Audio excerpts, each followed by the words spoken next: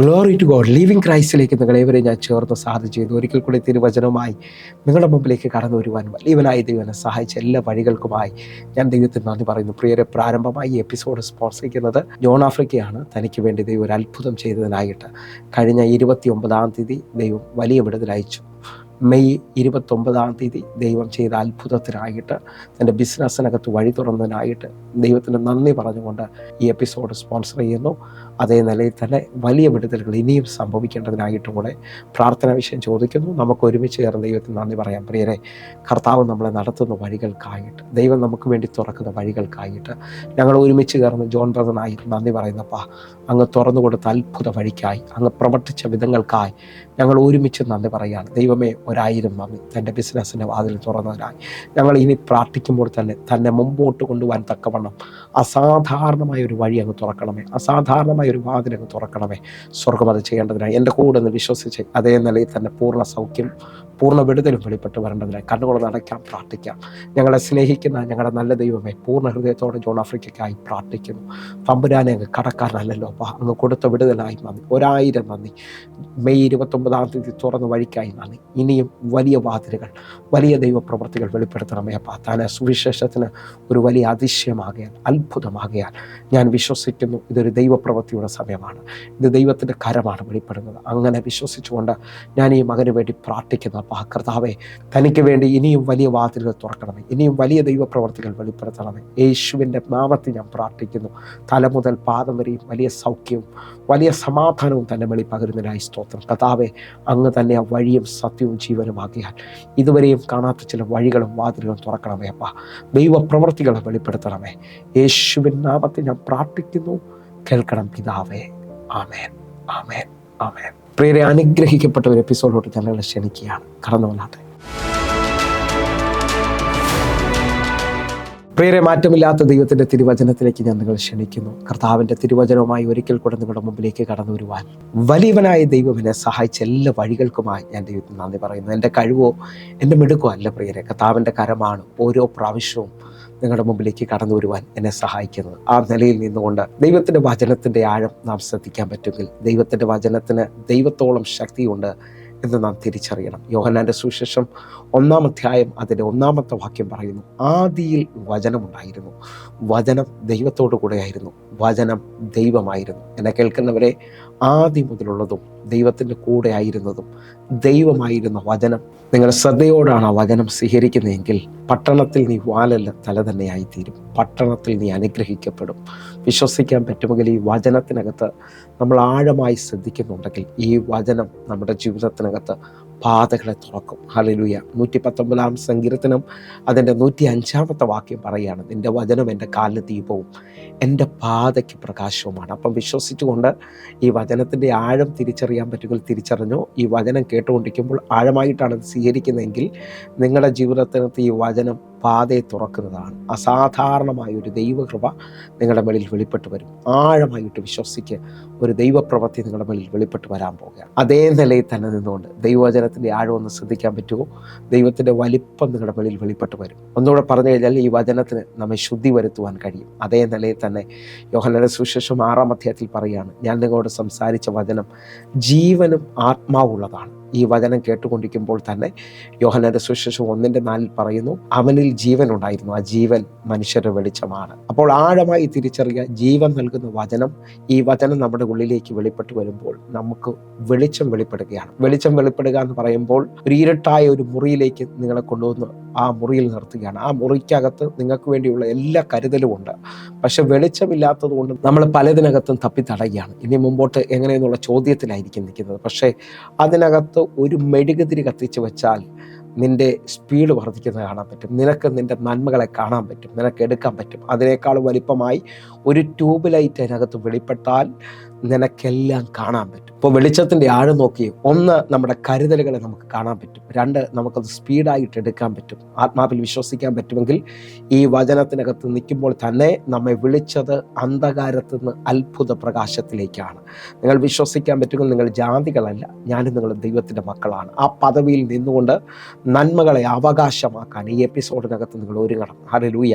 എൻ്റെ കൂടെ അത് വിശ്വസിക്കുന്നുണ്ടെങ്കിൽ ഇപ്പോൾ തന്നെ സ്വീകരിച്ചുകൊണ്ട് പറഞ്ഞാട്ടെ. എൻ്റെ പേര് അവകാശി എന്നാണ്. അവകാശി എന്ന് പറയുമ്പോൾ തന്നെ ചിലവരെ നോക്കി ഞാൻ വിളിച്ചു പറയും, നിങ്ങൾ അധികാരികളാണ്. ഹല്ലേലൂയ. ആ അവകാശം പറയുന്നതിൻ്റെ മേളിൽ നിങ്ങൾക്കൊരു അധികാരം വെച്ചിട്ടുണ്ട്. കാരണം മക്കൾക്കുള്ള അപ്പം നായ്ക്കുട്ടികൾക്ക് കൊടുക്കത്തില്ല. നിങ്ങളുടെ പേരുള്ള ആ നന്മയെ ഒരു ശക്തിക്കും കൊണ്ടുപോകാൻ കഴിയത്തില്ല. നിങ്ങളതിനെ സ്വീകരിക്കാൻ പോകുകയാണ് അധികാരം പറഞ്ഞുകൊണ്ട്. ഇപ്പോൾ തന്നെ കർത്താവിൽ നിന്ന് അത് പ്രാപിക്കാൻ തക്കവണ്ണം ഈ വചനത്തിൻ്റെ ശക്തി നിങ്ങൾക്ക് വേണ്ടി വെളിപ്പെട്ട് വരട്ടെ. 119 സങ്കീർത്തനം 130 വാക്യം പറയുന്നു, നിന്റെ വചനത്തിൻ്റെ വികാസനം അത് പ്രകാശപ്രദമാണ്, അത് അല്പബുദ്ധികളെ ബുദ്ധിമാന്മാരാക്കും. ഇപ്പോൾ വിശ്വസിച്ചുകൊണ്ട് ഇപ്പോൾ ഈ വചനത്തിനകത്ത് നിൽക്കുമ്പോൾ, ഈ വചനചിന്തയിലേക്ക് നിങ്ങൾ ആഴമായി ചെല്ലുമ്പോൾ എവിടെയോ പ്രകാശം വർദ്ധിക്കാൻ പോകുകയാണ്. എവിടെയോ നിങ്ങളുടെ ജീവിതത്തിനകത്ത് അസാധാരണമായ കാര്യങ്ങൾ സംഭവിക്കാൻ പോകുകയാണ്. ഒന്നുകൂടെ ഒന്ന് പറഞ്ഞു കഴിഞ്ഞാൽ, ശ്രദ്ധിക്കണമേ, ഇതാ വചനം നിനക്ക് വേണ്ടി അയക്കപ്പെടുന്നതാണ്. 147 സങ്കീർത്തനം അതിന്റെ 15 വാക്യം പറയുന്നു, അവൻ തന്റെ ആജ്ഞയെ ഭൂമിയിലേക്ക് അയക്കുന്നു, അതിവേഗം ഓടുന്നു അവന്റെ വചനം. എന്നെ കേൾക്കുന്നവരെ, ഈ വചനം ദൈവത്താൽ അയക്കപ്പെടുന്നതാണ്. അയക്കപ്പെടുന്ന വചനത്തിന്റെ പ്രത്യേകത, അത് അയക്കപ്പെട്ട കാര്യം തികച്ചിട്ട് അതിന്റെ ഇഷ്ടം സാധിപ്പിച്ചിട്ട് മാത്രമേ അത് മടങ്ങി പോകത്തുള്ളൂ. വിശ്വസിക്കാൻ പറ്റുമെങ്കിൽ ഈ വചനം നിങ്ങൾക്ക് വേണ്ടി അയക്കപ്പെടുന്നെന്ന് ഉറപ്പുണ്ടെങ്കിൽ, ഏത് അനുഭവത്തിലാണോ നിങ്ങൾ എന്നെ ശ്രദ്ധിക്കുന്നത്, നാളുകളായിട്ടൊരു വിടുതലിനോ ഒരു സൗഖ്യത്തിനോ ഒരു വഴിത്തിരിവിന് വേണ്ടി ആഗ്രഹിക്കുന്നുണ്ടെങ്കിൽ വചനത്തെ എത്തിപ്പിടിക്കാൻ ആഗ്രഹിക്കുക. ഇതാ വചനമാണ് നിന്റെ വാഗ്ദത്തങ്ങളെ തൊടാൻ പോകുന്നത്. വചനമാണ് നിന്റെ വാഗ്ദത്തങ്ങളുടെ കെട്ടുകളെ അഴിക്കാൻ പോകുന്നത്. ആത്മാവിൽ സ്വീകരിക്കാൻ പറ്റുമെങ്കിൽ സ്വീകരിക്കുക. ഇന്ന് ഈ വചന ശബ്ദം കേട്ടുകൊണ്ടിരിക്കുമ്പോൾ തന്നെ തിമായിയുടെ മകനായി ഭർത്തിമായി ആ റോഡ് സൈഡിൽ ഒരു യാചകനായിട്ടിരിക്കുകയാണ്. പക്ഷെ ആ കേൾക്കുന്ന ആരവം, ആ കേൾക്കുന്ന ശബ്ദം അവനെ ചലിപ്പിക്കാൻ തുടങ്ങി. അവൻ ചോദിച്ചു, ഈ ആരവം എന്താണ്? അവിടെ നിന്നവർ അവനോട് മറുപടി പറഞ്ഞത്, നസ്രയനായ യേശു ഇതുവഴി കടന്നു പോവുകയാണ്. അവൻ ഉച്ചത്തിൽ നിലവിളിച്ചു, ദാവീദ് പുത്ര, എന്നോട് കരുണ തോന്നണമേ. പലവരും അവനെ എതിർത്തു, മിണ്ടാതിരിക്കാൻ കൽപ്പിച്ചു. പക്ഷേ അവൻ്റെ നിലവിളി, അവൻ്റെ ശബ്ദം വിശ്വാസത്തോടെ പൊങ്ങിയതോടെ ഞാൻ ആത്മാവിൽ വിളിച്ചു പറയുന്നു, ആ ശബ്ദത്തിനകത്ത് യേശു അവിടെ നിന്നു അവനെ വിളിക്കാൻ പറയുകയാണ്. നിങ്ങൾ വിശ്വസിക്കാൻ പറ്റുമെങ്കിൽ ഈ വചനത്തിനകത്ത് നിങ്ങൾ പ്രതികരിക്കാൻ തുടങ്ങുമ്പോൾ തന്നെ അറിയാം, നിങ്ങളുടെ നന്മകൾ ഇതാ നിങ്ങളെ വിട്ട് മുമ്പോട്ട് കടന്നുപോയിക്കൊണ്ടിരുന്ന ചിലതിനെ തിരിച്ചു പിടിക്കാൻ പോവുകയാണ്. നിന്റെ മുമ്പിലേക്ക് ആ നന്മ തിരിച്ചു വരാൻ പോവുകയാണ്. ആത്മാവിൽ അത് വിശ്വസിക്കുന്നുണ്ടെങ്കിൽ ഇപ്പോൾ മുതൽ സ്വീകരിക്കുക. നിങ്ങളുടെ ജീവിതത്തിനകത്ത് അസാധാരണമായി ചിലത് സംഭവിക്കാൻ പോകുന്നു. ഇന്ന് ഈ വചന കേൾവിയിൽ തന്നെ ഞാൻ വിശ്വസിക്കുന്നു, ചിലവർക്ക് വേണ്ടി ഈ വചനം ചിലവർക്ക് വേണ്ടി അയക്കപ്പെടുകയാണ്. ഈ വചനം ചിലവരെ സൗഖ്യമാക്കാൻ പോവുകയാണ്. ഒന്നുകൂടെ ഒന്ന് പറഞ്ഞാൽ, നിന്നെ മുമ്പോട്ട് വിടാൻ പോവുകയാണ്. എവിടെയോ സ്റ്റക്കായ, വർഷങ്ങൾ ഒതുങ്ങിപ്പോയ, അറിയാം ഇനി ജീവിതത്തിനകത്ത് വഴിയില്ലെന്ന് പറഞ്ഞവനെ ഇതാ ടോർച്ച് അടിച്ച് മുമ്പോട്ട് കൊണ്ടുപോകുന്നത് പോലെ ഈ വചനത്തിന്റെ ശക്തി വെളിപ്പെട്ട് വരികയാണ്. ആഴം പറയാം, ദൈവശബ്ദവും പരിശുദ്ധാത്മാവിന്റെ സാന്നിധ്യവും നിങ്ങൾ അനുഭവിക്കുന്നുണ്ടെങ്കിൽ അവിടെ സൃഷ്ടിപ്പുകൾ സംഭവിക്കുന്നത് കാണാൻ പറ്റും. ആഴം ശ്രദ്ധിച്ച് നോക്കിയേ. ഉൽപ്പത്തി പുസ്തകം 1 അധ്യായം 1 വാക്യത്തിൽ, ആദിയിൽ ദൈവം ആകാശവും ഭൂമിയും സൃഷ്ടിച്ചു. 2 വാക്യം എഴുതിയിരിക്കുന്നു, ഭൂമി പാഴും ശൂന്യവും ആഴത്തിനും ഇത് ഇരുളുമായിരുന്നു, എന്നാൽ പരിശുദ്ധാത്മാവ് വെള്ളത്തിന് മേളിൽ പരിവർത്തിച്ചു കൊണ്ടിരുന്നു. ഞാൻ ആത്മാവിൽ വിളിച്ചു പറയുന്നത്, ദൈവത്തിന്റെ സൃഷ്ടിയാണ് ആകാശവും ഭൂമിയും. എന്നാൽ ആ ഭൂമിയിൽ 3 തിന്മകൾ വാണുകൊണ്ടിരുന്നു. 1 പാഴാക്കുന്നത്, 2 ശൂന്യമാക്കുന്നത്, 3 ഇരുളാക്കുന്നത്. ഹല്ലേലൂയ. ഏതൊക്കെയോ ജീവിതങ്ങൾ എന്നെ ശ്രദ്ധിച്ചിട്ട് പറയുന്നു, ഞങ്ങളുടെ ജീവിതം പാഴായി തീർന്നു. ഹല്ലേലൂയ. ആരൊക്കെയോ വലിയ നിലയിൽ പോയിക്കൊണ്ടിരുന്നവർ ഇപ്പോൾ വിളിച്ചു പറയുകയാണ്, ഞങ്ങൾ ശൂന്യതയിലാണ് നിൽക്കുന്നത്, എല്ലാം നഷ്ടപ്പെട്ടതുപോലെ. ഹല്ലേലൂയ. ആരോ ചിലവരെന്നെ കേൾക്കുന്നവർ ഇപ്പോൾ വിളിച്ചു പറയുകയാണ്, ഞങ്ങൾക്കിനി എന്ത് ചെയ്യണമെന്ന് അറിയത്തില്ല, ഇരുട്ടാണ്, അത് എല്ലാം തടയപ്പെട്ടതുപോലെ നിൽക്കുകയാണ്. പക്ഷേ ഞാൻ ആത്മാവിൽ വിളിച്ചു പറയുന്നു, നിങ്ങൾ എൻ്റെ കൂടെ പരിശുദ്ധാത്മാവിൻ്റെ സാന്നിധ്യത്തിനൊന്ന് വിധേയപ്പെടുമെങ്കിൽ, പരിശുദ്ധാത്മാവിൻ്റെ സാന്നിധ്യം നിങ്ങളുടെ ജീവിതത്തിനകത്ത് അസാധാരണ കാര്യങ്ങൾ ചെയ്യും. ഞാൻ ആത്മാവിൽ വിളിച്ചു പറയാം, സാന്നിധ്യം നിങ്ങൾ അനുഭവിക്കുന്നുണ്ടെങ്കിൽ ദൈവം നിങ്ങളെ അടുക്കൽ വന്നു എന്നുള്ളതാണ്. ദൈവം നിങ്ങളെ സന്ദർശിക്കുന്നു എന്നുള്ളതാണ്. സാന്നിധ്യത്തിനകത്ത് വെളിപ്പെടുന്നത് 97 സങ്കീർത്തനം 5 വാക്യം പറയുന്നു, മലകൾ മെഴുകുപോലെ ഉരുകും. ആത്മാവിൽ വിശ്വസിച്ച് ഇതാ ദൈവ സാന്നിധ്യം അനുഭവിക്കുന്നുണ്ടെങ്കിൽ നിന്റെ പർവ്വത സമാനമായ വിഷയങ്ങൾ ഇപ്പോൾ ഉരുകി മാറാൻ പോവുകയാണ്. അതേ നിലയിൽ തന്നെ വിശ്വസിക്കുക. അല്ലെങ്കിൽ നിനക്ക് ലോകം തരാത്ത സന്തോഷം, കാരണം നിന്റെ സന്നിധിയിൽ സന്തോഷത്തിൻ്റെ പരിപൂർണതയുണ്ടെന്ന് ദാവീദ് വിളിച്ചു പറയുകയാണ്. ആഴമായി ശ്രദ്ധിക്കുക. ചിലവരുടെ മുമ്പിൽ എന്നും ദുഃഖവും കണ്ണുനീരുമായിരുന്നെങ്കിൽ ഇതാ സങ്കീർത്തനക്കാരനോട് ചേർന്ന് പറ, നീ എൻ്റെ വിലാപത്തെ നൃത്തമാക്കാൻ പോവുകയാണ്, നീ എൻ്റെ ജീവിതത്തിനകത്ത് അത്ഭുതം ചെയ്യാൻ പോവുകയാണ്. അതേ നിലയിൽ തന്നെ നിന്നുകൊണ്ട് ചിലവരെ നോക്കി ഞാൻ വിളിച്ചു പറയുന്നു, സാന്നിധ്യമുണ്ടെങ്കിൽ മോശയോട് പറഞ്ഞ അതേ പദം ഇതാ നിന്റെ വെളിയിൽ വെളിപ്പെടുന്നു, എൻ്റെ സാന്നിധ്യം നിന്റെ കൂടെ പോരും, എൻ്റെ സാന്നിധ്യം നിനക്ക് സ്വസ്ഥത തരാൻ പോവുകയാണ്. ആത്മാവിൽ നിന്ന് സ്വീകരിച്ച് സാന്നിധ്യം സ്വസ്ഥതയിലേക്ക് ചിലവരെ നടത്താൻ പോകുന്നു. എൻ്റെ കൂടെ പ്രാർത്ഥിക്കാൻ പറ്റുന്നതിന് പ്രാർത്ഥിച്ചോ. ചില വിടുതലുകൾ ഇപ്പോൾ മുതൽ സംഭവിച്ചു തുടങ്ങിയാണ്. ചില ആഴമായ ദൈവപ്രവൃത്തികൾ സംഭവിക്കുന്നു. ഇന്ന് നമ്മുടെ ചിന്തയിലേക്ക് നമ്മൾ കടന്നു വരികയാണ്. ഇന്നത്തെ ഈ ചിന്ത, ഒരു ചെറിയ ചിന്ത നിങ്ങളുമായി പങ്കുവയ്ക്കുന്നു. ചിന്തിക്കുമ്പോൾ ഈ ചിന്ത ചിലവരെ ജീവിതത്തിനകത്ത് അത്ഭുതങ്ങളെ കൊണ്ടുവരും. വിശ്വാസത്തിൻ്റെ അളവും അല്പവിശ്വാസത്തിൻ്റെ അളവും നാം തിരിച്ചറിയണം. പ്രിയരെ, വിശ്വാസത്തിൻ്റെ അളവ് വർദ്ധിച്ചാൽ അല്ലെങ്കിൽ വിശ്വാസം നമ്മിൽ വെളിപ്പെടാൻ തുടങ്ങിയാൽ അസാധാരണമായ കാര്യങ്ങൾ നമ്മൾ സംഭവിക്കും. ഞാൻ ആഴമായി ചില കാര്യങ്ങൾ നിങ്ങളുമായി ഇന്ന് തൊടുകയാണ്. എന്നെ കേൾക്കുന്നവരെ, വിശ്വാസം ഒരാളിൽ വെളിപ്പെടുന്നത് നമുക്ക് കാണാൻ കഴിയും. ഇത് ആ ശതാധിപനെ ഒന്ന് ശ്രദ്ധിച്ചു നോക്കിയേ. മത്തായിയുടെ സുവിശേഷം 8-ാം അധ്യായത്തിൽ നിന്നാണ് ഞാൻ പറയുന്നത്. ആ ശതാധിപൻ യേശുവിൻ്റെ അടുക്കലേക്ക് വരികയാണ്. യേശുവിൻ്റെ അടുക്കൽ അവൻ പറയുകയാണ്, എൻ്റെ ബാല്യക്കാരൻ പക്ഷപാതം പിടിച്ച് വീട്ടിൽ കിടക്കുകയാണ്, അങ്ങ് അവനെ സൗഖ്യമാക്കണം. ഉടനെ യേശു അവൻ്റെ വീട്ടിൽ ചെല്ലുവാൻ തയ്യാറാക്കുകയാണ്. ഉടനെ അവൻ അവൻ്റെ അധികാരം എന്താണെന്നുള്ളത് വെളിപ്പെടുത്തുകയാണ്. അവൻ പറയുകയാണ്, ഞാനും അധികാരത്തിൻ്റെ വെളിയിൽ നിൽക്കുന്നവനാണ്. ഒരാളോട് വരാൻ പറഞ്ഞാൽ അവൻ വരുന്നു, ഒരാളോട് പോകാൻ പറഞ്ഞാൽ പോകുന്നു, ഒരാൾ ചെയ്യാൻ പറഞ്ഞാൽ അവൻ ചെയ്യുന്നുണ്ട്. ഇതൊരു അധികാരമാണ്. ആ തലത്തിൽ നിന്നുകൊണ്ട് അങ്ങ് ഒരു വാക്ക് കൽപ്പിച്ചാൽ എൻ്റെ ബാല്യക്കാരന് സൗഖ്യം വരും. നിങ്ങൾ ശ്രദ്ധിച്ചു നോക്കിയേ, ഇതാ വിശ്വാസത്തിൻ്റെ അധികാരം വെളിപ്പെടുന്നു. വിശ്വാസം അധികാരത്തോടാണ് വെളിപ്പെടുന്നതെങ്കിൽ നിന്റെ വിഷയത്തിനകത്ത് ആഴമായ കാര്യങ്ങൾ സംഭവിക്കും. അപ്പോൾ ഇതിനകത്ത് ഒന്നുകൂടെ എൻ്റെ ഭാഷയിൽ പറഞ്ഞാൽ വിശ്വാസം പറയാനുള്ളതാണ്. ആ അധികാരത്തോടെ പറഞ്ഞാൽ അതിനകത്ത് സൗഖ്യങ്ങൾ നടക്കും. ഇപ്പോൾ ശതാധിപനെ നോക്കി യേശു പറയുന്ന ഭയങ്കര ആഴമേറിയ കാര്യമാണ്. ആ 2 വാക്യങ്ങൾ നമുക്കൊന്ന് വായിക്കാം. മത്തായിയുടെ സുവിശേഷം 8-ാം അധ്യായം 10-ാമത്തെ വാക്യവും 13-ാമത്തെ വാക്യം. അത് കേട്ടിട്ട് യേശു അതിശയിച്ചു, പിൻചെല്ലുന്നവരോട് പറഞ്ഞത്, ഇസ്രായേൽ കൂടെ ഇത്ര വലിയ വിശ്വാസം കണ്ടിട്ടില്ല എന്ന് ഞാൻ സത്യമായി നിങ്ങളോട് പറയുന്നു. ഇതാ യേശു പിൻചെല്ലുന്നവരോട് പറയാണ്, ഇസ്രായേൽ കൂടെ ഇത്ര വലിയ വിശ്വാസം ഞാൻ കണ്ടിട്ടില്ല. നമ്മുടെ വിശ്വാസത്തിന്റെ വെളിയിൽ ഒരു അധികാരം ചലിച്ചാൽ അവിടെ സൗഖ്യം വരും എന്നുള്ളത് ആഴമാണ്. ഒന്നുകൂടെ യേശു അവനെ നോക്കി പറയുന്ന ആഴം നിങ്ങൾ ശ്രദ്ധിച്ചേ. അതിന്റെ 13-ാമത്തെ വാക്യം. പിന്നെ യേശു ശതാധിപനോട്, പോകുക, നിന്റെ വിശ്വാസം പോലെ നിനക്ക് ഭവിക്കട്ടെ എന്ന് പറഞ്ഞു. ആ നാഴികയിൽ തന്നെ അവന്റെ ബാല്യക്കാരന് സൗഖ്യം വന്നു. ഇപ്പൊ യേശു അവനോട് പറയാണ്, നിന്റെ വിശ്വാസം പോലെ നിനക്ക് ഭവിക്കട്ടെ.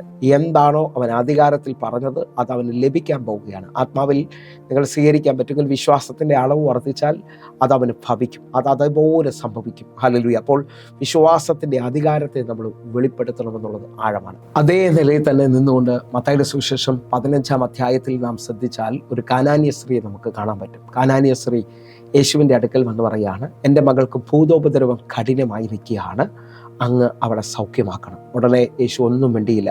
ഇതാ യേശുവിൻ്റെ പുറകെ അവൾ നിലവിളിച്ചുകൊണ്ട് ചെല്ലുകയാണ്. ആ പാദം വരെയും കുനിഞ്ഞുകൊണ്ട് അവൾ കൈകൂപ്പുന്നത് കാണാൻ കഴിയും. എന്നാൽ അവിടൊന്നും യേശു അവളോട് പ്രതികരിക്കാതെ യേശു പറയാണ്, ഞാൻ വന്നത് മക്കൾക്ക് വേണ്ടിയാണ്, മക്കളുടെ അപ്പം നായ്ക്കുട്ടികൾക്ക് കൊടുക്കത്തില്ല. എന്നാൽ വിശ്വാസം ചിലവരെ മേളിൽ വെളിപ്പെടുന്നത് വെളിപ്പാടിൻ്റെ ആഴത്തിലാണ്. മത്തായിയുടെ സുവിശേഷം 15-ാം അധ്യായം 27-ാമത്തെ വാക്യത്തിൽ യേശുവിനെ കുറിച്ച് ഒരു ആഴമേറിയ വെളിപ്പാട് പറയാണ്. നിങ്ങളുടെ വിശ്വാസം ചലിക്കുന്നത് വെളിപ്പാടിനകത്താണെങ്കിൽ ദൈവത്തെക്കുറിച്ച് അറിവിനേക്കാൾ വലുതാണ് വെളിപ്പാട്. എന്നെ കേൾക്കുന്നവരെ, ഈ വെളിപ്പാട് നിങ്ങളുടെ വെളി ചലിച്ചാൽ നിങ്ങൾ വിശ്വാസത്തിൽ സ്റ്റെപ്പ് വെച്ചുകൊണ്ടിരിക്കും. നിങ്ങൾ മടുക്കത്തില്ല. വിശ്വാസത്തിൽ മടുത്തു പോകുന്നതിൻ്റെ ആഴമെന്ന് പറയുന്നത് അവർക്ക് ദൈവത്തെക്കുറിച്ചൊരു അറിവ് മാത്രമേ ഉള്ളൂ, അവർ അനുഭവത്തിലേക്ക് വന്നിട്ടില്ല. ഇതാ വെളിപ്പാടിലേക്ക് അവൾ വരികയാണ്. 27-28 വാക്യങ്ങൾ. മത്തായിയുടെ സുവിശേഷം 15-ന്റെ 27-28 വാക്യങ്ങൾ.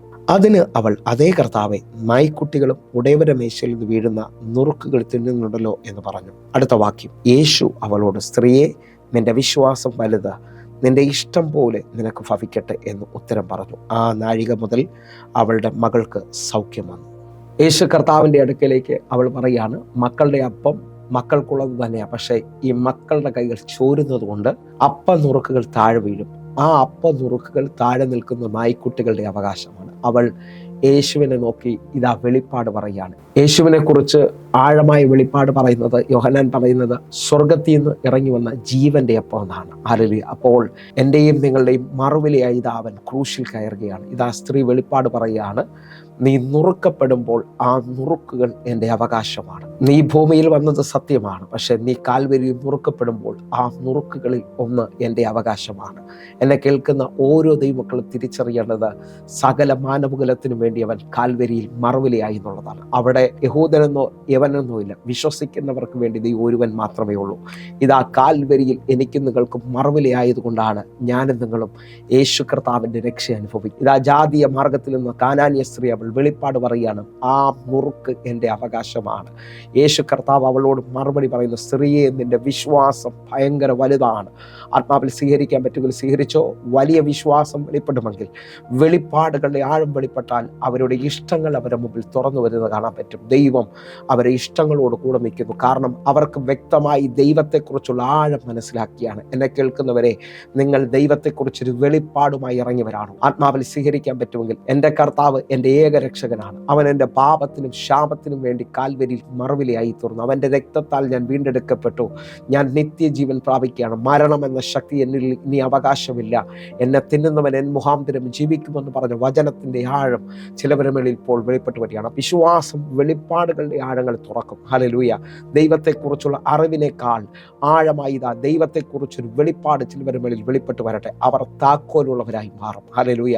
പത്രോസിനോട് യേശു പറയാണ്, നിനക്ക് ജഡരക്തങ്ങളല്ല വെളിപ്പെടുത്തിയത്, സ്വർഗ്ഗസ്ഥനായ എൻ്റെ പിതാവാകുന്നു. പത്രോസ് പറയാണ്, നീ ജീവനുള്ള ദൈവത്തിൻ്റെ പുത്രനാകുന്നു. എന്നെ കേൾക്കുന്നവരെ, ഇതാ ദൈവത്തെക്കുറിച്ചൊരു വെളിപ്പാടുമായി ഇറങ്ങിയവൻ തളർന്നു പോകത്തില്ല. അവൻ വീണ്ടും വീണ്ടും കർത്താവിൽ നിന്ന് അത് പ്രാപിപ്പാൻ അവകാശമാക്കുവാൻ ഇതാ മുമ്പോട്ട് സ്റ്റെപ്പ് വയ്ക്കുന്നത് കാണാൻ പറ്റും. ഇതേ നിലയിൽ തന്നെ മർക്കോസിന്റെ സുവിശേഷം നാം ശ്രദ്ധിച്ചാൽ 12 വർഷമായ രക്തസാവസ്ത്രീയെ കാണാം. ഒന്ന് ശതാധിപനോട് കർത്താവ് പറയാണ്, ഇസ്രായേൽ പോലെ ഇതേപോലെ വിശ്വാസമുള്ളവനെ ഞാൻ കണ്ടിട്ടില്ല, അവന്റെ വിശ്വാസം അവന് ഭവിക്കട്ടെ. ഇതാ ജാതീയ മാർഗത്തിൽ നിന്ന് കനാന്യ സ്ത്രീ ഇറങ്ങി വരികയാണ്. കനാന്യ സ്ത്രീയോട് പറയുകയാണ്, നിന്റെ വിശ്വാസം വലുതാണ്, നിന്റെ ഇഷ്ടം പോലെ നിനക്ക് ഭവിക്കാൻ പോവുകയാണ്. അപ്പോൾ ആഴങ്ങൾ ശ്രദ്ധിച്ചു നോക്കി. ഇതാ നമ്മൾ ചിന്തിക്കുന്ന മൂന്നാമത്തെ വ്യക്തി 12 വർഷമായ രക്തസാവസ്ത്രീയാണ്. അവൾ എല്ലാ വൈദ്യന്മാരാലും ഉപേക്ഷിക്കപ്പെട്ടവളും എല്ലാ സമ്പത്തും നഷ്ടപ്പെട്ടവളും ഏറ്റവും പരവശയായവളാണ് എന്ന് പറഞ്ഞു കഴിഞ്ഞാൽ ജീവിതം മടുത്തു പോയവൾ. ഇനി ആ വിഷയത്തിനകത്ത് കരയാൻ കണ്ണുനീരില്ല, എല്ലാം തീർന്നു. ലോകക്കാർ പറയുന്നു ഇവൾ തീർന്നു, ഇനി മാർഗമില്ലെന്ന് പറഞ്ഞുകൊണ്ടിരിക്കുമ്പോൾ അവളുടെ ചെവിയിൽ യേശുവിനെ കുറിച്ചുള്ള വർത്തമാനം കേട്ടു എന്നാണ് മർക്കോസിന്റെ സുവിശേഷം വ്യക്തമായി പറയുന്നത്. ആ കേട്ട മാത്രയിൽ അവൾ പറയാൻ തുടങ്ങി. എന്താ പറയാൻ തുടങ്ങിയത്? ഞാൻ അവന്റെ വസ്ത്രമെങ്കിലും തൊട്ടാൽ രക്ഷപ്പെടും. വിശ്വസിക്കാൻ പറ്റുമെങ്കിൽ ഇന്ന് ഏതൊക്കെയോ മേഖലകൾ തളർന്നുപോയവരെന്നെ ശ്രദ്ധിക്കുന്നു, ഏതൊക്കെയോ മേഖലകൾ ഇല്ലാതായി പോയവരെന്നെ ശ്രദ്ധിക്കുന്നു. നിങ്ങളുടെ വിശ്വാസം പറയാൻ തുടങ്ങിയാൽ നിങ്ങളുടെ ജീവിതത്തിനകത്ത് എന്തോ ഒരു വലിപ്പം തുറന്നു വരാൻ തുടങ്ങിയാണ്. അങ്ങനെ പറയുന്ന ചിലവരെ നോക്കി ഞാൻ വിളിച്ചു പറയുകയാണ്, നിന്റെ വിശ്വാസത്തിൽ നിന്റെ വാതിൽ നീ തുറക്കാൻ പോവുകയാണ്. ഇതാ നമുക്ക് ഒരുമിച്ച് ചേർന്നുകൊണ്ട് മർക്കോസിന്റെ സുവിശേഷം 5-ാം അധ്യായം അതിന്റെ 34-ാമത്തെ വാക്യം ഒന്ന് വായിക്കാം.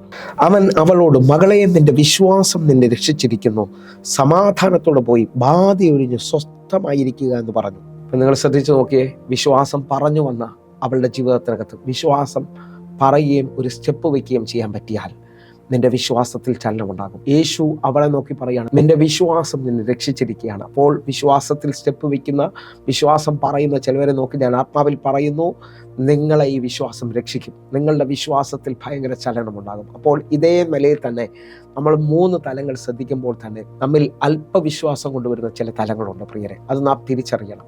അത് തിരിച്ചറിഞ്ഞ് അതിനെ ജയിക്കാൻ തുടങ്ങിയാൽ നമ്മുടെ ജീവിതത്തിനകത്ത് വലിയ ആഴങ്ങൾ വെളിപ്പെടും. അതിനു വേണ്ടി നമ്മൾ വേഗത്തിൽ 4 തലങ്ങളൊന്ന് ശ്രദ്ധിക്കുകയാണ്. നമ്മളിൽ വെളിപ്പെടുന്ന വിചാരങ്ങൾ നമ്മെ അല്പവിശ്വാസത്തിലേക്ക് കൊണ്ടുവരും. നാളത്തെ കാര്യങ്ങൾ എന്തായിത്തീരും, എങ്ങനെയാകുമെന്ന് പറഞ്ഞുകൊണ്ട്. പക്ഷേ മത്തായിയുടെ സുവിശേഷം 6-ാം അധ്യായം അതിൻ്റെ 30-ാമത്തെ വാക്യം 31-ാമത്തെ വാക്യം നമ്മൾ വേഗത്തിലൊന്ന് വായിക്കുകയാണ്. ഇന്നുള്ളതും നാളെ അടുപ്പിലിടുന്നതുമായ വയലിലെ പുല്ലിനെ ദൈവം ഇങ്ങനെ ചമയ്ക്കുന്നു എങ്കിൽ അല്പവിശ്വാസികളെ നിങ്ങളെ എത്രയധികം. 31-ാമത്തെ വാക്യം, ആകയാൽ നാം എന്തു തിന്നും, എന്തു കുടിക്കും, എന്തുടുക്കുമെന്ന് എന്നിങ്ങനെ നിങ്ങൾ വിചാരപ്പെടരുത്. 32-ാമത്തെ വാക്യം, ഈ വകയൊക്കെയും ജാതികൾ അന്വേഷിക്കുന്നു, സ്വർഗ്ഗസ്ഥനായ നിങ്ങളുടെ പിതാവ് ഇതൊക്കെയും നിങ്ങൾക്ക് ആവശ്യമെന്ന് അറിയുന്നുവല്ലോ. ഇതാ യേശു കർത്താവ് വലിയ ആഴമാണ് 30-ാമത്തെ വാക്യത്തിൽ വെളിപ്പെടുത്തുന്നത്. വയലിലെ പുല്ലിനോട് സദൃശ്യമാക്കിയിട്ട് പറയുന്നു, ഒറ്റ ദിവസം മാത്രം കാലാവധി ഉള്ളതിനെ ഞാൻ ഇങ്ങനെ അണിയിച്ചൊരുക്കുന്നുണ്ടെങ്കിൽ നിങ്ങൾ ദൈവത്തിൻ്റെ മക്കളാണെന്ന് തിരിച്ചറിയണം. നിങ്ങൾ ആകുലപ്പെടരുത്. നാം എന്തു തിന്നും, എന്തു കുടിക്കും, എന്തുടുക്കുമെന്ന് വിചാരപ്പെടരുത്. അപ്പോൾ വിചാരങ്ങളാണ് നമ്മെ വിശ്വാസത്തിൽ നിന്ന് താഴോട്ട് കൊണ്ടുവരുന്നത്. അപ്പോൾ വിചാരപ്പെടുന്നവൻ ജാതിരെന്നാണ് 32-ാമത്തെ വാക്യം പറയും. ഇവയൊക്കെയും ജാതികൾ അന്വേഷിക്കുന്നു, ഇതൊക്കെയും നിങ്ങൾക്ക് ആവശ്യമെന്ന് സ്വർഗ്ഗസ്ഥനായ നിങ്ങളുടെ പിതാവ് അറിയുന്നു. എന്നെ കേൾക്കുന്നവരെ, നമ്മുടെ ജീവിതത്തിനകത്ത് നമ്മൾ അനാഥരല്ല. നമുക്ക് വേണ്ടി ഒരു പ്രൊവൈഡറുണ്ട്, ഒരു കരുതുന്നവരുണ്ട്. അവൻ പിതാവാണ്. നിങ്ങളുടെ ആവശ്യങ്ങളിൽ കരുതുന്ന ദൈവത്തെ ഈ മിനിറ്റിൽ നിന്ന് കാണാൻ പറ്റുമെങ്കിൽ നിങ്ങൾ ജയിച്ചു എന്നുള്ളതാണ്. നിങ്ങളുടെ ജീവിതത്തിനകത്ത് അത്ഭുതം നടന്നു എന്നുള്ളതാണ്. വിശ്വാസത്തിൽ ആ കരുതുന്ന ദൈവത്തെ ഒന്ന് ആത്മാവിൽ സ്വീകരിച്ച് ഇതാ നിങ്ങളുടെ ജീവിതത്തിനകത്ത് ഒരു വലിപ്പം സംഭവിക്കാൻ പോകുന്നു. അതേ നിലയിൽ തന്നെ 1 വിചാരമാണെങ്കിൽ 2 നമ്മുടെ ജീവിതത്തിനകത്ത് വെളിപ്പെടുന്ന ഭയം നമ്മുടെ വിശ്വാസത്തിൽ നിന്ന് നമ്മളെ താഴോട്ട് കൊണ്ടുവരുന്നത് കാണാൻ പറ്റും. ഞാൻ ഈ 4 ചിന്തകൾ ചിന്തിക്കുന്നതും മത്തായിയുടെ സുവിശേഷത്തിൽ നിന്നാണ്. 8-ാം അധ്യായം അതിൻ്റെ 26-ാമത്തെ വാക്യം, അവൻ അവരോട്, അല്പവിശ്വാസികളെ, നിങ്ങൾ ഭീരുക്കളാകുവാൻ എന്ത് എന്ന് പറഞ്ഞ ശേഷം എഴുന്നേറ്റ് കാറ്റിനെയും കടലിനെയും ശാസിച്ചപ്പോൾ വലിയ ശാന്തത ഉണ്ടായി. നമ്മളിൽ വ്യാപരിക്കുന്ന ഭയം വിശ്വാസത്തിന് ഓപ്പോസിറ്റാണ്. അത് നടക്കൂല്ലയോ എന്നുള്ള ഭയം നമ്മിൽ ചലിച്ചു കഴിഞ്ഞാൽ നമ്മൾ തകർന്നു പോകുന്ന അനുഭവത്തിലേക്ക് വരും. പക്ഷെ കർത്താവ് പറയുകയാണ്, ഞാൻ നിങ്ങളുടെ കൂടെ ഉണ്ടെന്ന് തിരിച്ചറിഞ്ഞേ അല്പവിശ്വാസികളെ നിങ്ങൾ ഭീരുക്കളാകുന്നതെന്ന് എന്ന് പറഞ്ഞുകൊണ്ട് അവൻ എഴുന്നേറ്റ് കാറ്റിനെയും കടലിനെയും ശാസിച്ചപ്പോൾ വലിയ ശാന്തതയുണ്ടായി. എന്നെ കേൾക്കുന്നവരെ, നമ്മുടെ പ്രാർത്ഥനകൾ ദൈവത്തെ എഴുന്നേൽപ്പിക്കുന്നതാകട്ടെ. അപ്പോൾ ഭയം വന്നാൽ നമ്മുടെ വിശ്വാസം കുറയാം. മൂന്നാമത്തെ ചിന്തയിലേക്ക് നമ്മൾ വരികയാണ്. മത്തായിയുടെ സുവിശേഷം 14-ാം അധ്യായം അതിൻ്റെ 31-ാമത്തെ വാക്യം. യേശു ഉടനെ കൈ നീട്ടി അവനെ പിടിച്ചു, അല്പവിശ്വാസിയെ എന്തിന് സംശയിച്ചു എന്ന് പറഞ്ഞു. ഇത് യേശു കർത്താവ് കടൽ മേളിലൂടെ നടന്നു വരുന്നത് കണ്ട് പത്രോസും പറഞ്ഞു, നീ ആണെങ്കിൽ എനിക്കും ഈ തിരമാലയുടെ മുകളിലൂടെ നടക്കണമെന്ന് പറഞ്ഞു. കർത്താവ് അവനോട് പറഞ്ഞു, ഇറങ്ങി വരാൻ പറഞ്ഞു. അവൻ നടന്നു തുടങ്ങി. പക്ഷെ കാറ്റ് കണ്ട് പേടിച്ച് അവൻ മുങ്ങി തുടങ്ങിയപ്പോൾ യേശു അവനെ കൈ നീട്ടിപ്പിടിച്ചിട്ട് പറഞ്ഞു, അല്പവിശ്വാസിയെ നീ എന്തിന് സംശയിച്ചു. എന്നെ കേൾക്കുന്നവരെ, മൂന്നാമത്തെ ചിന്ത സംശയമാണ്. ദൈവം അത് ചെയ്യുമോ ഇല്ലയോ, എൻ്റെ ജീവിതത്തിൽ നടക്കുമോ ഇല്ലയോ. വലിയ സംശയമുള്ളവൻ കാറ്റടിച്ച് ഇളകുന്ന കടൽ തിരമാലയ്ക്ക് സമമുള്ളവരെന്ന് യാക്കോബ് അപ്പോസ്തലൻ പഠിക്കുന്നു. അവർ കർത്താവിൽ നിന്നും പ്രാപിക്കത്തില്ല. എന്നെ കേൾക്കുന്നവരെ, ഇന്ന് ഈ ദൈവത്തെ ഒന്ന് മുറുകെ പിടിക്കാൻ പറ്റുമെങ്കിൽ, എൻ്റെ ദൈവം കൈവിടത്തിനെന്നുള്ള ആ ഉറപ്പ് ചിലവരെ വെളിയിൽ വന്നാൽ ഏത് തിരമാലയുടെ മുകളിലൂടെ നിന്നെ നടത്തും. നീ മുങ്ങത്തില്ല, നിന്റെ ജീവിതത്തിനകത്ത് തകർച്ച വരത്തില്ല. അപ്പോൾ മൂന്നാമത്തത് സംശയമാണെങ്കിൽ, നാലാമത്തത് ആഴമാണ്. ഇന്നലകളിൽ നടത്തിയ വിധങ്ങൾ നമ്മൾ മറന്നു പോവുകയാണ്. നാലാമത്തതിലേക്ക് നമ്മൾ ഓടി വരികയാണ്. മത്തായിയുടെ സുവിശേഷം 16-ാം അധ്യായം അതിൻ്റെ 8-9 വാക്യങ്ങൾ. അതറിഞ്ഞിട്ട് യേശു പറഞ്ഞത്, അല്പവിശ്വാസികളെ അപ്പം കൊണ്ടുവരായികയാൽ തമ്മിൽ തമ്മിൽ പറയുന്നത് എന്ത്. 9-ാമത്തെ വാക്യം. ഇപ്പോഴും നിങ്ങൾ തിരിച്ചറിയുന്നില്ലയോ, 5000 പേർക്ക് 5 അപ്പം കൊടുത്തിട്ട് എത്ര കൊട്ട എടുത്തു എന്നും 4000 പേർക്ക് 7 അപ്പം കൊടുത്തിട്ട് എത്ര വട്ടി എടുത്തു എന്നും നിങ്ങൾ ഓർക്കുന്നില്ലയോ. ഇന്നലകളിൽ ദൈവം നടത്തിയത് മറന്നാൽ നാം അല്പവിശ്വാസത്തിലേക്ക് വരും. ഇന്നലകളിൽ നടത്തിയവരുണ്ടെങ്കിൽ എൻ്റെ കൂടെ ഒന്ന് പറ, ഈ ദൈവം മതിയായവനാണ്. 4 കാര്യങ്ങൾ നമ്മൾ ഉറപ്പായി ചിന്തിച്ചു. അതേപോലെ വിശ്വാസത്തിൻ്റെ വർധനവിൻ്റെ 3 കാര്യങ്ങൾ ചിന്തിച്ചു. നിങ്ങൾ വിശ്വസിക്കുക, നിങ്ങളുടെ വിശ്വാസത്തിൽ അസാധാരണ കാര്യങ്ങൾ ദൈവത്തിന് ചെയ്യാൻ പറ്റും. എൻ്റെ കൂടെ ചേർന്ന് ഈ പദം ഒന്ന് പറയുമോ? ഞാൻ ആരെ വിശ്വസിക്കുന്നു, ഞാൻ അറിയുന്നു, ഈ ദൈവം എന്നെ അന്ത്യത്തോളം കാപ്പാൻ ശക്തനാണ്. അതൊന്ന് പറഞ്ഞ് വിശ്വാസത്തോടെ ഞാൻ പ്രാർത്ഥിക്കാൻ പോവുകയാണ്. എൻ്റെ കൂടെ ഇന്ന് വിശ്വാസത്തിൽ നിൽക്കുന്നവർ ആ കിടക്കയിൽ നിന്ന് എഴുന്നേൽക്കാൻ പോവുകയാണ്. എൻ്റെ കൂടെ പ്രാർത്ഥിക്കുന്നവർ ഇന്ന് ആ രോഗത്ത് ജയിക്കാൻ പോവുകയാണ്. എൻ്റെ കൂടെ പ്രാർത്ഥിക്കുന്നവന് ദൈവം പുതിയ വഴി തുറക്കാൻ പോവുകയാണ്. എൻ്റെ കൂടെ ഇപ്പോൾ നിങ്ങളുടെ സമയമാണിത്. എൻ്റെ കൂടെ വിശ്വാസത്തോടെ, ഏത് മീഡിയ മാർഗത്തിൽ നിന്നാണ് നിങ്ങൾ കാണുന്നത്, നിങ്ങൾ വിശ്വാസത്തോടെ പറഞ്ഞ് ഇന്നൊരു ചലനം എൻ്റെ ജീവിതത്തിൽ നടക്കും. കാരണം ഈ ദൈവം എൻ്റെ പിതാവാണ്, എന്നെ കൈവിടാത്തവനാണ്, അവൻ കരുതുന്നവനാണ്. നമ്മുടെ റോയ് പാസ്റ്റർ ഇന്ന് പറഞ്ഞ ആ സഭായോഗത്തിലെ ആ വചനം പോലെ തിരിച്ചു പിടിച്ചൊരു സാക്ഷ്യമാണ് ഞാൻ പറയുന്നത്. എൻ്റെ ബ്രദറിൻ്റെ മോന് വേണ്ടിയിട്ടാണ് ഞാൻ ഇപ്പോൾ നിൽക്കുന്നത്. മോനൊരു സർട്ടിഫിക്കറ്റ് വേണമായിരുന്നു, ക്യാരക്ടർ സർട്ടിഫിക്കറ്റ്. അപ്പം അവന് ദുബായിലാണുള്ളത്. അപ്പം ഈ സർട്ടിഫിക്കറ്റ് ഇല്ലെങ്കിൽ വിസ അടിക്കാൻ ബുദ്ധിമുട്ടാണ്, ഒരുപാട് പ്രോബ്ലംസ് ഒക്കെ പറഞ്ഞു. ഞാൻ ഒരാഴ്ച കൊണ്ട് ഇതിൻ്റെ പുറകെ നടന്ന് ഒരുപാട് ബുദ്ധിമുട്ടി. എല്ലാ ഗസറ്റ് ഓഫീസേഴ്സിൻ്റെ അടുത്ത് പോയി. അവരൊക്കെ പറഞ്ഞു ആളില്ലാതെ അവർക്കത് സൈൻ ചെയ്യാൻ പറ്റത്തില്ല എന്ന് പറഞ്ഞു. ഞാൻ വിഷമിച്ച് കഴിഞ്ഞ തേഴ്സ്ഡേ ഞാൻ ലേറ്റായിട്ട് ഇവിടെ വന്നു. ഞാൻ പാസ്റ്ററെ കണ്ടു പറഞ്ഞു, പാസ്റ്ററെ ഞാൻ ഒരാഴ്ച കൊണ്ട് ഇതിൻ്റെ പുറകെ ഓടുക, ഞാൻ എന്താ ചെയ്യേണ്ടത്? അപ്പോൾ പാസ്റ്റർ പറഞ്ഞു നമുക്ക് പ്രാർത്ഥിക്കാൻ സിസ്റ്ററെ എന്ന് പറഞ്ഞ് പാസ്റ്റർ എൻ്റെ കൈ പിടിച്ച് പ്രാർത്ഥിച്ചു. അപ്പം പാസ്റ്റർ പറഞ്ഞു, ഒരു കണ്ണാടി വെച്ചൊരു മനുഷ്യൻ ഇത് സൈൻ ചെയ്ത് തരുന്നതായിട്ട് കാണുന്നു. അപ്പോൾ സിസ്റ്ററെ അത് ഒട്ടും ഭാരപ്പെടേണ്ട, അത് നടന്നു കഴിഞ്ഞു, ദൈവം അത് ചെയ്തു കഴിഞ്ഞു. പിന്നെ ഞാനത് കേട്ടോണ്ട് പോയി, വളരെ സന്തോഷിച്ചു. ഞാൻ മാവേലിക്കരയിൽ പോയി, മാവേലിക്കരയാണ് വീട്. അപ്പം ആ ലൊക്കാലിറ്റിയിലുള്ള ആരെങ്കിലും സൈൻ ചെയ്താലേ പറ്റത്തുള്ളൂ. അപ്പം ഞാൻ എല്ലാ ഗവൺമെൻറ് ഓഫീസും കയറി ഇറങ്ങി. അപ്പോൾ എനിക്ക് നിരാശ വന്നു. ഞാൻ അന്നേരം ഓർത്തു, ഒരു കണ്ണാടിക്കാരെയും കാണുന്നില്ലല്ലോ. ഞാനിങ്ങനെ കണ്ണാടി നോക്കി നോക്കി നടക്കുക. എന്നിട്ട് ഓരോ ഓഫീസിൽ കയറുമ്പോഴും കണ്ണാടിയൊന്നുമില്ല. ചിലർ പറയുന്നു പറ്റത്തില്ല, ആളിനെ കാണണം. അങ്ങനെ ഇരുന്നപ്പം ടീച്ചേഴ്സ് ട്രെയിനിങ് കോളേജിൽ ഒരു പ്രിൻസിപ്പലിനെ ഞാൻ കണ്ടു. ഞാൻ വെച്ചു ലാസ്റ്റ് ഒന്ന് പോയി നോക്കാം. ഞാൻ വെളിയിൽ നിന്ന് നോക്കിയപ്പോഴേ ഒരു കണ്ണാടി കണ്ടു. എൻ്റെ മനസ്സങ്ങ് ഉരുകിപ്പോയി. അയ്യോ, അത്രയും ടെൻഷനും ഭാരവും ഒക്കെ അങ്ങ് പോയി. ഞാൻ ഒന്ന് നോക്കിയാതെ പോലും ഞാൻ ഓടി അങ്ങ് പോയി ആ ടേബിളിൻ്റെ അവിടെ നിന്നിട്ട് പറഞ്ഞു. ഞാൻ പറഞ്ഞപ്പോൾ എൻ്റെ മോനായിട്ട് അങ്ങ് വന്നു. ഞാൻ പറഞ്ഞു, സാറേ എൻ്റെ മോനാണ്, ഇങ്ങനെ ഒരു ക്യാരക്ടർ സർട്ടിഫിക്കറ്റ് വേണമെന്ന് പറഞ്ഞു. ഒന്നും നോക്കിയില്ല, പുള്ളി 1 മിനിറ്റും കൊണ്ട് സൈൻ ചെയ്തു തന്നു. ഞാൻ പ്രാർത്ഥിച്ച എൻ്റെ റോയ് പാസ്റ്ററിന് ഞാൻ താങ്ക്സ് പറയുന്നു. ദൈവത്തിനും താങ്ക്സ് പറയും. മോളെയും കൊണ്ട് ഇങ്ങനെ CRM മിനിസ്ട്രി വന്ന് ഞാനിവിടെ ആദ്യത്തെ ദിവസം വന്നിരുന്നപ്പോൾ തന്നെ എനിക്ക് പരിശുദ്ധാത്മാഭിഷേകം കിട്ടി. ഞാൻ അനുഗ്രഹിക്കുക, എന്ത് ദുഃഖത്തോടു കൂടി ഞാൻ അവിടെ വന്നാലും അത് പാസ്റ്റർ പറയുകയും അതെൻ്റെ ജീവിതത്തിൽ നടക്കുകയും ചെയ്തിട്ടുണ്ട്. ഇപ്പോൾ ഈ അടുത്ത സമയത്ത് മോൾക്ക് അയർലൻഡിൽ പോകാനായിട്ടുള്ള പ്രോസസ്സിങ് എല്ലാം ചെയ്തു. അവൾക്ക് OET പഠിക്കുന്ന സമയത്തൊക്കെ അവൾക്ക് മാർക്ക് കുറവാണ്. അപ്പോഴും അവൾ ദൈവസന്നിധിയിലിരുന്ന് ഞങ്ങൾ എഴുതി വെച്ച് പ്രാർത്ഥിക്കും. അങ്ങനെ OETക്ക് സ്കോർ വന്നപ്പം അവൾക്കാണ് ഏറ്റവും കൂടുതൽ 4B കിട്ടി. ആ ഫയൽ പ്രോസസ്സിങ് ചെയ്യാൻ പോലും എനിക്കൊന്നും അറിയത്തില്ല. പക്ഷേ അവിടെ എല്ലാം കർത്താവ് എൻ്റെ മോൾക്ക് ഓരോ കൂട്ടുകാരെ കൊടുത്ത് പ്രോസസ്സിങ് റെഡിയാക്കി. വീണ്ടും ഇതേപോലൊന്ന് തുറന്നപ്പം ഞാൻ പറഞ്ഞു, മോളെ നമുക്ക് റോയ് ബ്രദറിൻ്റെ അടുത്ത് പോയിരുന്ന് പ്രാർത്ഥിക്കാം. കാരണം മഹത്വം ഇറങ്ങുന്ന സ്ഥലത്ത് ഇരുന്ന് റോയ് ബ്രദർ എന്ത് പറഞ്ഞാലും അത് പരിശുദ്ധാത്മാവ് അറിയിക്കുന്നതാണത്. അത് നമ്മൾ ഏറ്റെടുത്ത് വെച്ച് പ്രാർത്ഥിക്കണം. അബ്രഹാം പിതാവ് ഏറ്റെടുത്ത് വെച്ച് പ്രാർത്ഥിച്ചതുപോലെ നമ്മൾ പ്രാർത്ഥിക്കണം. അങ്ങനെ ഇവിടെ വന്ന് റോയ് ബ്രദർ മോളെ പ്രാർത്ഥിച്ചിട്ട് പറഞ്ഞു, മോളൊരു മഞ്ഞ് നാട്ടിൽ പോകുന്ന കണ്ടെന്ന്. അയർലൻഡ് എന്ന് പറഞ്ഞില്ല, അതിന് മുമ്പ് തന്നെ അവളെ ബ്ലെസ് ചെയ്ത് പ്രാർത്ഥിക്കുമ്പോഴൊക്കെ പറയും, പെട്ടെന്ന് റഷ് ചെയ്ത് നീ പോകുന്നതായിട്ട് കാണുന്നുണ്ടെന്ന്. സ്തോത്രം. അപ്പം ഇവൾ തന്നെ പോയാലും ഇവൾ ഇൻ്റർവ്യൂവിന് പാസ്സായെങ്കിൽ ഇവൾക്ക് ഡ്രൈവിങ് അത്ര ഇതല്ല. അതുകൊണ്ട് എനിക്കൊരു വിഷമം, ഞാൻ അയർലൻഡിലെ റോഡൊക്കെ കാണുമ്പോൾ ഈ കുഞ്ഞെങ്ങനെ ഓടിച്ചു പോകും എന്നുള്ളൊരു വിഷമമുണ്ട്. അപ്പോൾ അന്ന് എന്നെ റോയ് ബ്രദർ പറഞ്ഞായിരുന്നു, 2026 മോക്ക് 2027 ഫെബ്രുവരി 26 വയസ്സാവും. 2026 മോടെ കല്യാണം നടക്കുമെന്ന്. അപ്പം മോൾ പറഞ്ഞു, അമ്മ എന്നെ 26 വയസ്സിനാകുമെന്നല്ലേ റോയ് ബ്രദർ പറഞ്ഞു. ഞാൻ പറഞ്ഞല്ല, 2026 ഏതാണെങ്കിലും 26 വയസ്സിനാകാൻ 2000. അപ്പം ചോദിച്ചാൽ അതെങ്ങനെയാണ്? ഞാൻ പറഞ്ഞു, ചിലപ്പോൾ എൻഗേജ്മെൻറ്റ് നടന്നിട്ടെങ്കിലും പോകാനായിട്ടായിരിക്കും. അവൾക്ക് പെട്ടെന്ന് ഇപ്പം ഓസ്ട്രേലിയയിൽ നിന്ന് ഒരു മോൻ്റെ വിവാഹാലോചന വന്നു. അവന് സ്പൗസ് വിസയിൽ അവളെ കൊണ്ടുപോകാൻ പറ്റും. 2026 ഡിസംബറിൽ കല്യാണം നടത്താനാ, ഇല്ലെങ്കിൽ ജനുവരി ആദ്യം. റോയ് ബ്രദർ പറഞ്ഞ ഏതാണെങ്കിലും ഒന്ന് അത് നടക്കും. പിന്നെ അതുപോലെ നമ്മൾ ദൈവസന്നിധി ഇരുന്ന് എന്ത് കരഞ്ഞ് ചോദിച്ചാലും അത് തീർച്ചയായിട്ടും കർത്താവ് തരും നമുക്ക്. കണ്ണുകളടയ്ക്കാൻ ഞങ്ങളെ സ്നേഹിക്കുന്ന ഞങ്ങളുടെ നല്ല ദൈവമേ, പൂർണ്ണ ഹൃദയത്തോടെ എന്നെ കാണുന്ന എന്നെ കേൾക്കുന്നവർക്ക് വേണ്ടി ഞാൻ പ്രാർത്ഥിക്കുന്നു. ഒരു അത്ഭുതം ഇവർക്ക് വേണ്ടിയൊക്കെ ചെയ്യണമേ അപ്പാ. അങ്ങയുടെ കരുതൽ അങ്ങ് വെളിപ്പെടുത്തുന്നതിനായി നന്ദി. യേശുവിൻ്റെ തിരുരക്തത്തിലും യേശുവിൻ്റെ നാമത്തിൽ ഞാൻ പ്രാർത്ഥിക്കുന്നു. അസാധാരണമായ വലിയ കാര്യങ്ങൾ ഇപ്പോൾ അങ്ങ് ചെയ്തതിനായി സ്തോത്രം. അങ്ങയുടെ കരം വെളിപ്പെട്ടതിനായി നന്ദി. യേശുവിൻ നാമത്തിൽ ഞാൻ പ്രാർത്ഥിക്കുന്നു. കേൾക്കണം പിതാവേ. ആമേൻ, ആമേൻ, ആമേൻ. പ്രിയരേ, ഈ വചന സന്ദേശം നിങ്ങൾക്ക് അനുഗ്രഹമാവുന്നുവെങ്കിൽ എന്നെ കേൾക്കുന്ന ഓരോ നിയമങ്ങളും ഇപ്പോൾ തന്നെ വാട്സാപ്പിൽ കോൺടാക്ട് ചെയ്യാൻ തയ്യാറാണ്. നേരിട്ട് വിളിക്കാൻ പറ്റുമെങ്കിൽ 811 നിങ്ങൾ വിളിച്ചാട്ടെ.